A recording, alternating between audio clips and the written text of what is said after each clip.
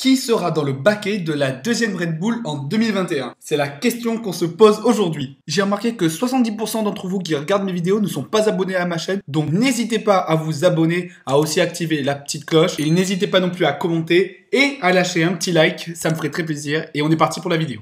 Actuellement, le poste est donc occupé par le Thaïlandais Alexander Albon qui se sait et est menacé pour son poste à cause de ses très mauvais résultats. Avec un seul podium au Mugello, même si Hamilton est passé par là, il a empêché d'avoir sa première victoire en Autriche.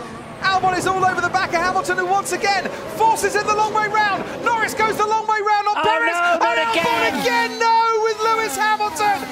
Le jeune de la team Red Bull a du mal face à l'enfant roi Verstappen. A noter que son contrat finit à la fin de cette saison 2020 et que, évidemment, rien n'a encore été re-signé ou voire renégocié avec l'équipe autrichienne. Mais d'après Helmut Marko, Albon serait toujours dans la zone verte du côté de chez Red Bull. Zone verte en autrichien. Dis, y a pas un délire genre le vert autrichien c'est le rouge en France? Ah d'accord. Je suis tout seul pour tourner mes vidéos. Intéressons-nous donc aux potentiels pilotes qui pourraient croire à ce baquet tels que Pierre Gasly, Checo Pérez ou encore Nico Hülkenberg, Romain Grosjean et peut-être d'autres pilotes. Commençons donc par Pierre Gasly. Le premier nom auquel on pense et qu'on espère en tant que Français, c'est évidemment celui de Pierre Gasly. N'est-ce pas Julien? Pierre Gasly. Depuis son retour chez Toro Rosso, devenu cette saison AlphaTauri, le Français a couru 20 courses, a réalisé un podium au Brésil en finissant deuxième et en tenant la dragée haute à Lewis Hamilton et comme vous le savez tous, a gagné en 2020 le Grand Prix d'Italie sur cette AlphaTauri. Pierre Gasly, il l'a fait. Oui, merci Julien, on a compris. Par ses stats et son affiliation au groupe Red Bull, ceci fait de lui, pour ma part, le favori pour remplacer Albon s'il devait y avoir un remplacement du Thaïlandais. Mais il ne faut pas oublier qu'il est déjà passé chez Red Bull et que ça a été très compliqué pour lui avec 0 podium et une énorme différence avec Verstappen, même si beaucoup de choses peuvent expliquer cette différence.